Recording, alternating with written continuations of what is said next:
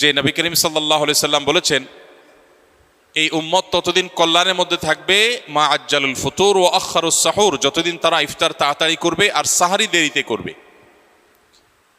ইফতার তাড়াতাড়ি করার মানে হলো সূর্য ডুবে গেছে, নিশ্চিত হয়ে গেছেন, তারপর আর বিলম্ব না করে সাথে সাথে ইফতার করা, এটা হলো ইফতার তাড়াতাড়ি করার অর্থ।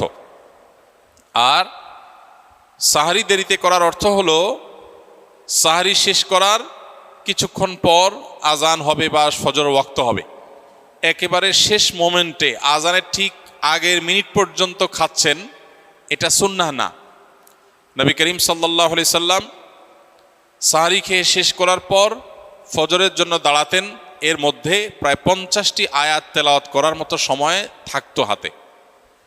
এখন বেশিরভাগ মানুষ আমরা দেখা যায় সাহারি খেতে গেলে মুয়াজ্জিনের সাথে আমাদের প্রতিযোগিতা হয়, মুয়াজ্জিন মাইক নিয়ে দাঁড়ায় আজান দিবে আর আমরা খাবার মুখে নিয়ে আমরা কম্পিটিশন করি যে আমি আগে শেষ করব, মুয়াজ্জিন শেষ চেষ্টা করে মুয়াজ্জিন আগে আজান দিবে, মানে ভাবখানা এমন।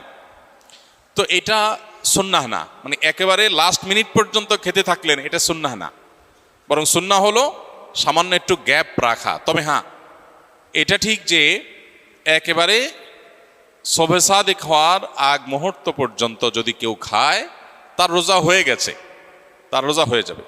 আর ইফতারের ক্ষেত্রে সূর্য ডুবে গেছে, ঘড়ি এই দিক সেদিক হতে পারে, 1 মিনিট আমার ঘড়িটা স্লো হতে পারে, এই সন্দেহের কারণে কেউ 1 মিনিট দেরি করে খেলো, তাতে সে দেরি করে ইফতার করেছে এটা বলা যাবে না, বা তাড়াতাড়ি ইফতার করার খেলাফ আমল করেছে সেটাও বলা যাবে না। তবে এটা ঠিক যে ইফতার তাড়াতাড়ি করতে হয় আর সাহারি দেরিতে করতে হয়, এবং ইহুদিরা রাফিজিরা যারা চতুর্দিকে অন্ধকার ছেয়ে যাওয়া পর্যন্ত অপেক্ষা করে, আমরা সেটা করব না।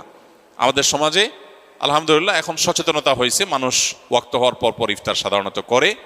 আর একটা জিনিস গুরুত্বপূর্ণ, তা হলো ইফতার এবং সাহারির সাথে আজানের সম্পর্ক সরাসরি নাই, অর্থাৎ আজান হলে আপনি ইফতার করবেন আর আজানের আগ পর্যন্ত খাবেন, ব্যাপারটা সেরকম না। মুয়াজ্জিন আজান 1 মিনিট পরে দিতে পারে, 2 মিনিট পরে দিতে পারে, 1 মিনিট আগে দিতে হবে, কারণ আজানটা তো একেবারে ওই মিনিট হওয়ার সাথে সাথেই দেওয়া আবশ্যক না, অথবা ঘড়ির সমস্যা হতে পারে, এই জন্য আপনি দেখবেন টাইম হলো কিনা সেটা। অতএব যদি টাইম আপনি মেনটেন করে ইফতার এবং সাহরি করেন, ইনশাআল্লাহ সুন্নাহ আদায় হয়ে যাবে।